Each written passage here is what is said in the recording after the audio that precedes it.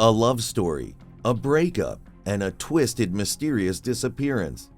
In the quiet suburban town of Laguna Hills, California, a mysterious case has gripped the community and puzzled investigators for almost a decade. It all started in the summer of 2015 when 27-year-old Erica Alonso disappeared into thin air, leaving behind a community in shock and a family searching for answers. Days turned into weeks and weeks turned into months.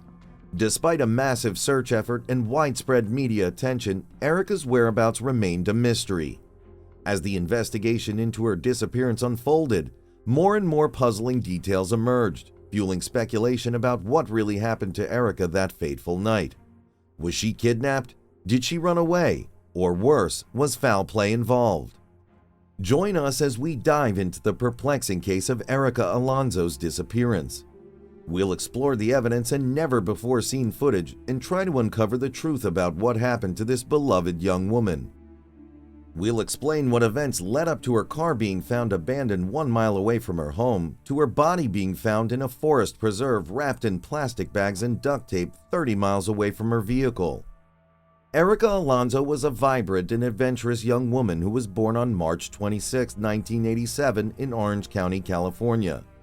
She was the pride and joy of her parents, Isaac Alonso and Soledad Mendoza, who had emigrated from Mexico to give their children a better life.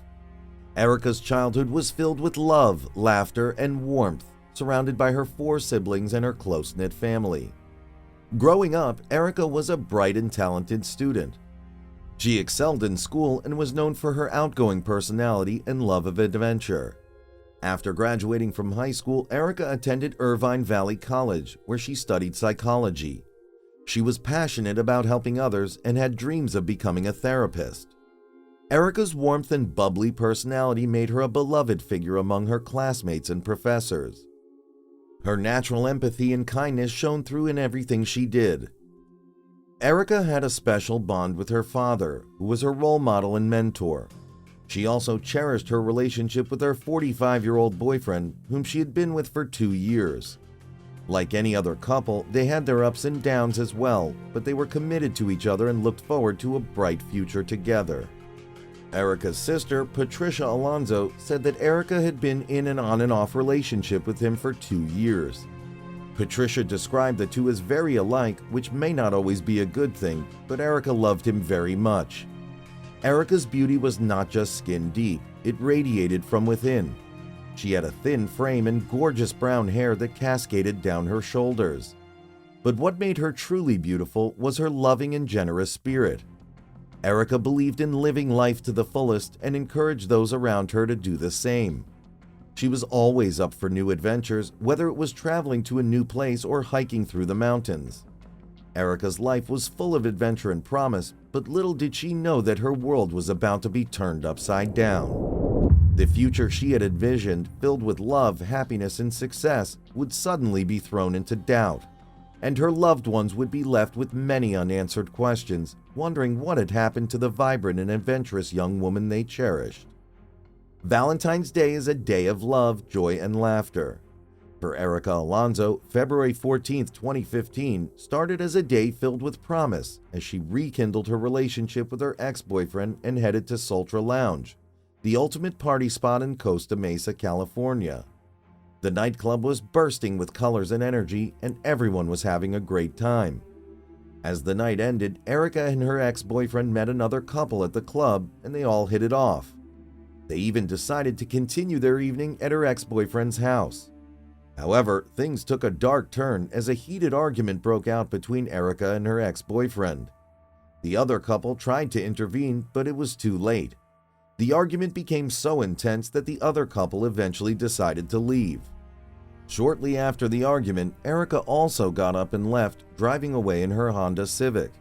But what happened to Erica in the following days was nothing short of baffling. Erica was nowhere to be found. She vanished into thin air, leaving behind a community desperate for answers.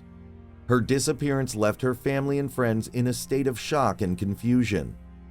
When Erica vanished, her family immediately contacted the police and a search effort began. The last person to see her alive was her ex-boyfriend. But as the days passed, there was still no sign of her. The police launched a full-scale investigation into the matter, but they had no leads. Her cell phone and social media accounts remained untouched, leaving the authorities perplexed. Erica's family grew more and more desperate for answers as each day went by. But no information was disclosed. They organized candlelight vigils, hoping that someone would come forward with information about their beloved daughter. Neither her credit cards nor her bank account showed any activity. It was as if she had completely disappeared from the face of the earth, leaving no discernible trail for investigators to follow.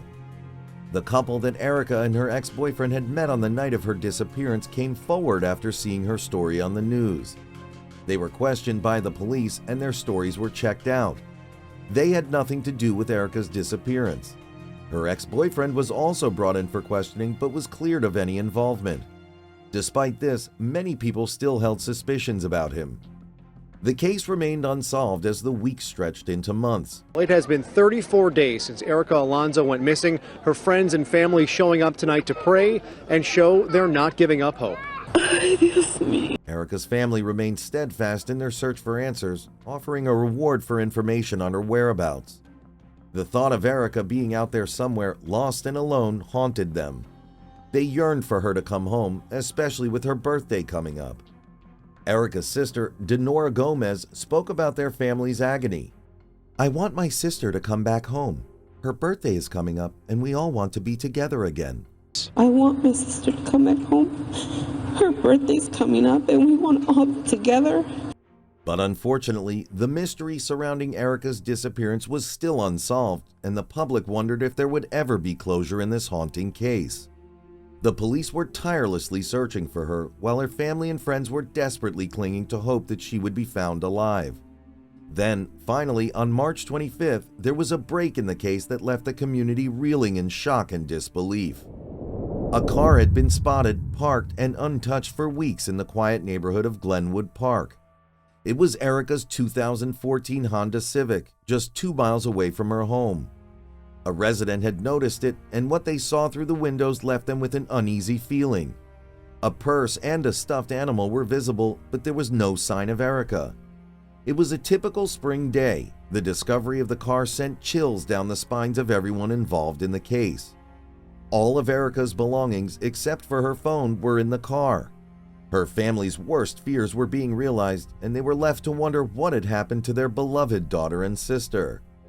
The following day was Erica's birthday, and her family wanted to celebrate her life despite the grim circumstances.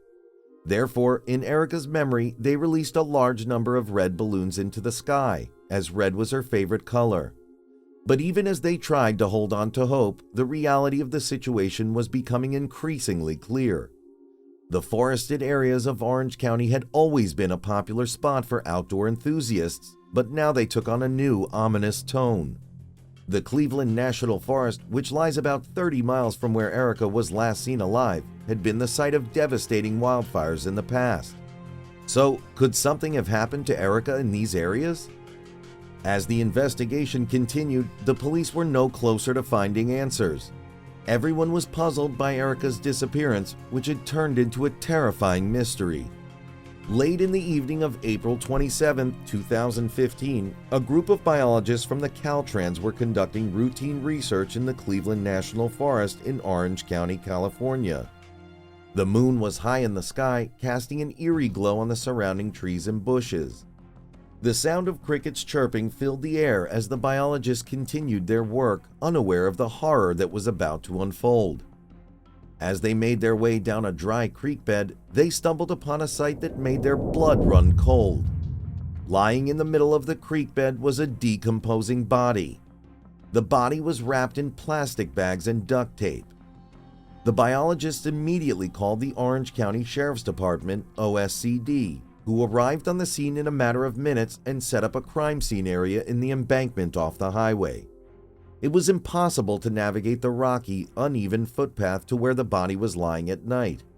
They would have to wait until the coroner could arrive in the morning to retrieve the body. As the night drew on, the investigators braced themselves for the worst. The eerie silence of the forest only added to the tension that hung thick in the air. The next morning, Isaac Alonso, father of Erica Alonso, was contacted by friends who had heard about the discovery. His heart sank as he heard the news, and he immediately made his way to the scene in the hopes that it wasn't his daughter. However, the suspense was unbearable as he drove towards the forest, praying that it was just a false alarm. As he arrived, he saw the somber faces of the investigators and knew that his worst nightmare had come true. Isaac's heart shattered into a million pieces as he learned that his beloved daughter had been found. His mind raced with questions. Who could have done this? Why did they do it? The body was transported to the coroner's office as investigators continued to gather evidence from the scene. The OSCD couldn't confirm the cause of death until an autopsy was officially completed, but one thing was clear: Erica had been found dead. Her family and friends were devastated, but the discovery of her body brought some much-needed closure. The investigation into her death continued, and justice would eventually be served for Erica and her loved ones. The autopsy that was conducted on Erica Alonso's body left her family with more questions than answers. There were no obvious signs of trauma, and it was impossible to tell how long she'd been lying in the creek bed before the biologist discovered her body. The Orange County Sheriff's Department was stumped, and Erica's loved ones were left to grieve without knowing what had happened to her. It wasn't until the toxicology report came back that the cause of Erica's death was finally revealed. She had died of a lethal combination of alcohol and gamma-hydroxybutyric acid, GHB, an overdose. It was a shocking revelation for Erica's family, who had never known her to be involved with hard drugs. Her father had always described her as cautious with her vices, only partaking in drugs lightly. So why would she risk everything for one night out? According to the report, her blood alcohol level was 3 times the legal limit for driving in California, and the varying amounts of GHB in her system had proven deadly. The news of Erica's death as a result of an overdose rocked her family and friends to the core. They were devastated that she had died so young and under such tragic circumstances. But as the shock began to wear off, a new question emerged. How had Erica come to have GHB in her system? The investigation turned to the possibility of sexual assault, as GHB is commonly referred to as the date rape drug. But despite a thorough examination of Erica's body, no evidence of assault was found. As a result, the coroner changed Erica's cause of death from undetermined to overdose. The news was a relief for some, as it meant that Erica had not been the victim of foul play. But for her family, it was a bitter pill to swallow. They had always believed that she had been murdered, and the reality of her death due to an overdose was hard to accept. Surrounded by hundreds of family and friends, Erica was laid to rest on May 8, 2015. The ceremony was a somber affair as everyone struggled to come to terms with her untimely death. But even as they said goodbye to Erica, her family's fight for justice had only just begun. They wanted to know how Erica had come to have GHB in her system and who was responsible for giving it to her. They wanted answers, and they were determined to get them. Questions about the circumstances surrounding her death and the actions of those who were with her that night. Her family was pushed for justice through legislation. Erica's law extends the statute of limitations for cases where a body was dumped after an accidental death, providing investigators with more time to pursue leads and bring justice. Despite this, the family is left with many unanswered questions about what happened to Erica that night. Did someone purposely give her GHB and encourage her to drink? Who wrapped up Erica in plastic bags and duct tape? And how did she get to the forest preserve when her car was 30 miles away? The truth may never be fully known, but the legacy of Erica Alonso lives on through the introduction of Erica's Law and the continued efforts of her family to seek justice. Let us know your thoughts below.